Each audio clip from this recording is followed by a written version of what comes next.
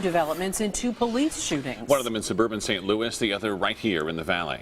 And in Missouri, protests have actually stopped as thousands gathered for 18-year-old Michael Brown's funeral. And in Phoenix, the county attorney and Phoenix Police Union are weighing in on the investigation after a police officer shot and killed a woman with a hammer. ABC 15's Mary Ellen Resendez is live outside of Phoenix Police headquarters. And Mary Ellen, does the county attorney see this as an issue?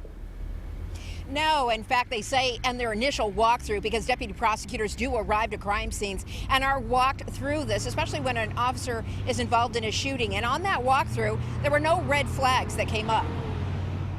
The mental health circumstance here does make this one particularly tragic. The underlying facts and what we've seen so far did not suggest that anyone was hiding evidence, mischaracterizing what occurred, or not providing all the information. County Attorney Bill Montgomery says on previous cases where officers were prosecuted, they knew stories and evidence found at the scene didn't match almost immediately, but not in the case where possibly mentally ill Michelle Cousseau was shot. The Phoenix Law Enforcement Officer Association is also weighing in today to say they were disappointed no one has asked about the police sergeant who was involved in the shooting. Police says the sergeant is grieving that a life was cut short. In 19 years, he had never been to PSB, our internal affairs.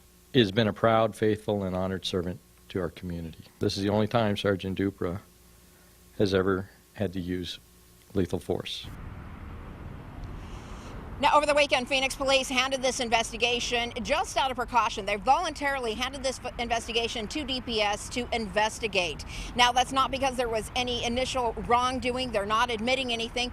They just feel it's a precaution. However, the family still not happy with that. Coming up at 6 o'clock, we're going to tell you why. Thanks so much, Mary Ellen. People